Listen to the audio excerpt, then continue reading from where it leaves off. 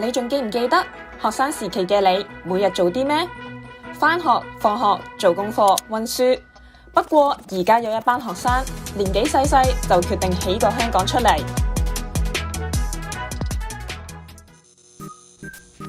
Minecraft 係一款沙盒遊戲，玩家可以喺一個隨機生成嘅 3D 世界入面，利用遊戲所提供嘅素材發揮創意，建造理想中嘅世界。我喺個 team 入邊嘅職位就係叫 Minecraft Server Manager， 負責管理呢一個即係 server 嗰啲軟件嘅運作。我自己就係一個 role team 嘅 member， 咁平時就比較掂係路面對面嘅嘢比較多。咁我喺個隊裏邊嘅職責咧，其實我係其中一個 moderator 啦。其實主力咧，除咗做呢樣嘢，我都有起嘢。我大部分專注嘅地方就有有海怡半島啦，有中環一大橛啦。我亦都有起樹嘅。其實某程度上，因為我之前喺其他嘅 Minecraft 嘅經驗，我有研究過點樣起樹，比較自然啦。因為樹同埋樓唔同嘅地方就係在於佢唔係一個好工整嘅東西啦，咁所以係比較難 approximate 到現實嘅樹係點樣樣。嗱，其中兩棵我叫做得意少少嘅之作啦，咁啊係我正總喺個門常開底下咧，就有兩棵相對大嘅樹嘅。Terry、阿軒同 Soup 都係團隊入面嘅主要成員。Terry 同阿 Soup 都仲讀緊中學，而22歲嘅阿軒就喺外國讀緊博士。雖然佢哋都十分年輕，但絕對唔係玩泥沙，成個計劃都十分有組織。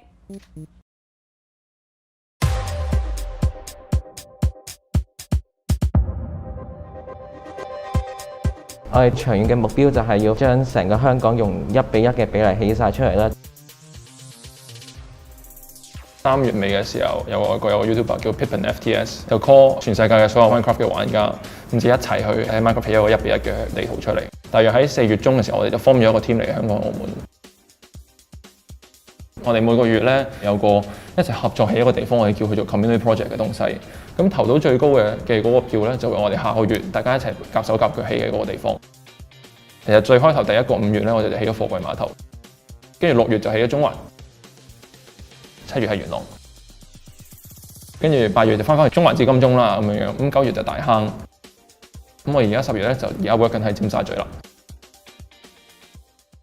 因為中環係我哋2個月嘅一齊起嘅 project 咁樣，我哋起嘅時候都起到好開心，咁起出嚟個 scale 都好好睇，咁所以大家都覺得好壯觀，都係比較難忘嘅地方。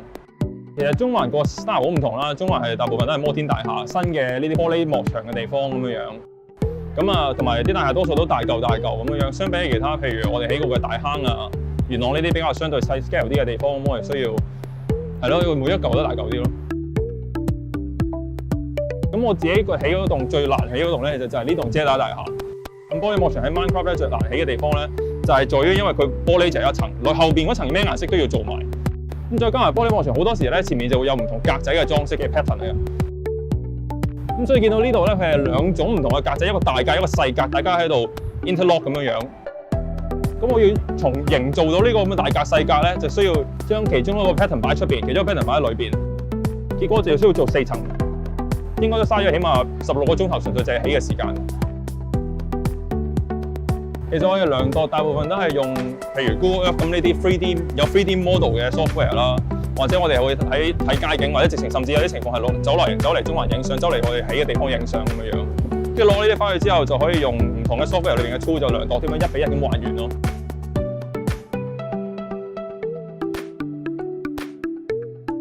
細過1米乘1米嘅地方咧，其實偏偏就係我哋 Minecraft 裏邊最難起嘅嘢。如果因為呢啲咁嘅認得嘅 detail， 但係我哋淨係受制於1米以下嘅地方，其實做唔到咁多落去。咁可能我哋結果就需要呢啲1米以上變咗做本身可能唔應該係4米高嘅，就變咗做4米高咯。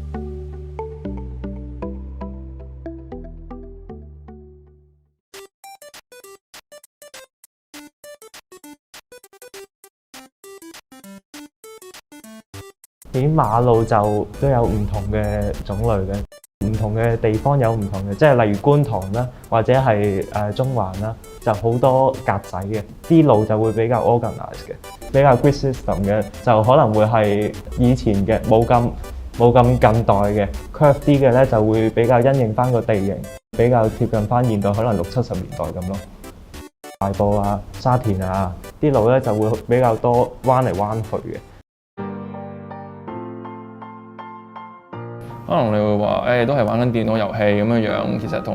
其實都係冇乜話實體咁嘅東西。咁但係有樣我發現到嘅就係開始做咗呢個 project，開始反而我高頭多咗，唔係望電話，因為留意下啲樓係點起啊，留意下呢個咩 pattern 啊。香港好多樓唔同嘅時期都會反映到佢唔同嘅起嘅方式，佢當其時嘅嘢咁樣。就算連公屋都有好多唔同嘅 template。喺中環好多大廈嘅天台啊，嗰啲咁嘅冷氣機 cooling unit 啊，全部都係基本上差唔多樣啊，或者呢啲唔同天台有唔同嘅處理方法啦。但係有啲某啲樓，譬如文華酒店咁樣，佢就啲喉全部 expose 嘅。的確係真係對香港社區了解多咗嘅，因為以前我嘅認知只係局限於即係我去過嘅地方啦，但係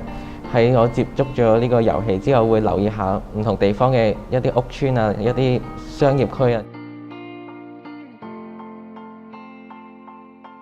自己作為香港人咧，我即係尤其是啲過去呢一年啦，係一個香港嘅情況係特別嚴峻嘅，所以特別想要保留呢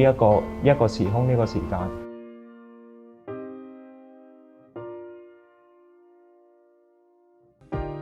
以前就專業人士有身居要職嘅人先可以寫到歷史，但係而家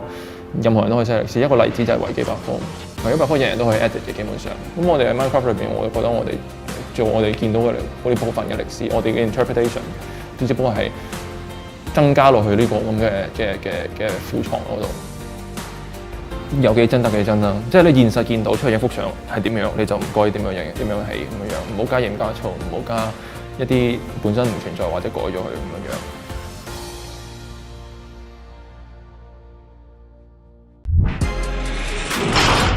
我們不會認命。